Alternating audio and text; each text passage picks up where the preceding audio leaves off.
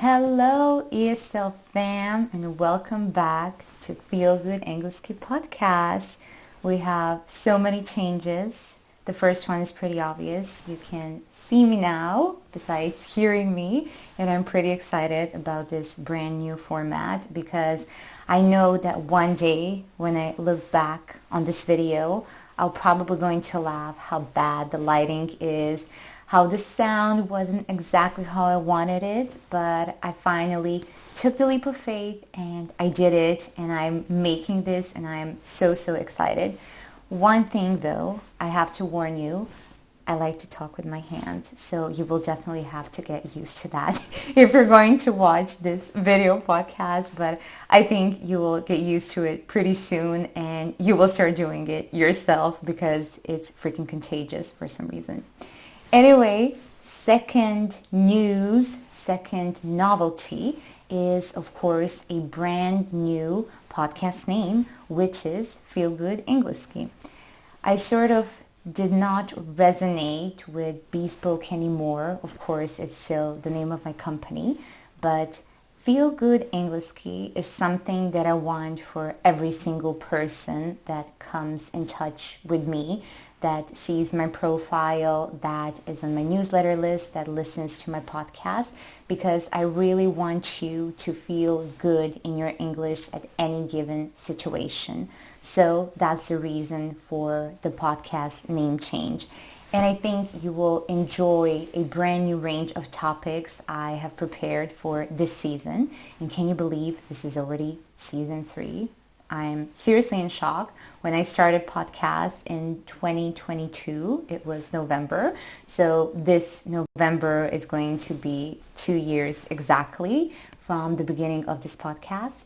I had no idea how many people would actually listen to it. I really started doing it because I wanted to share some different view of English that I have, something that is more connected to mindset, to things around emotions that we all experience when we need to speak in English, and not so much connected with those boring things like grammar, vocabulary. Even though they are pretty important, I really think that in the core of every single thing we do in life is basically a healthy mindset.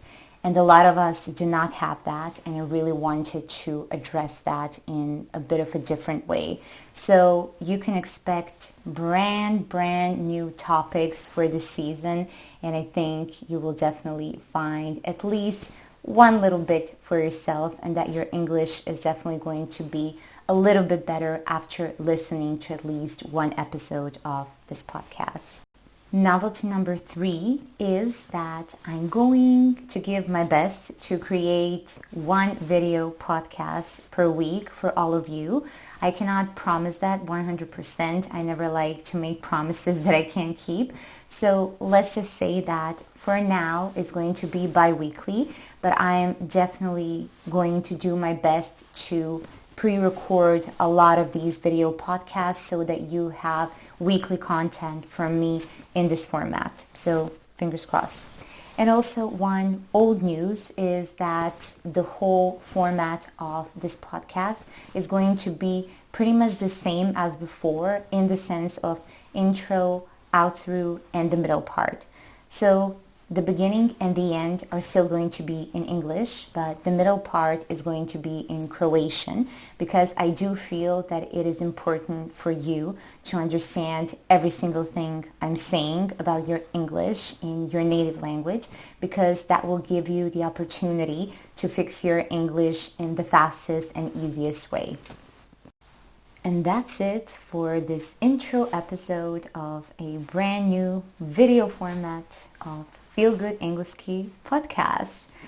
Whew, I survived, and now I have to go and change so that I can record the first episode, because it came to my mind just now that I cannot do this in the same clothes I'm wearing now, and I have to change the earrings and everything so that I, respect you as viewers, because it would be a bit messy if I would be in the same clothes the whole time.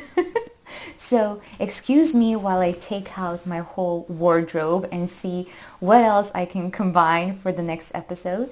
Thank you so much for tuning in and for being a loyal listener of this podcast.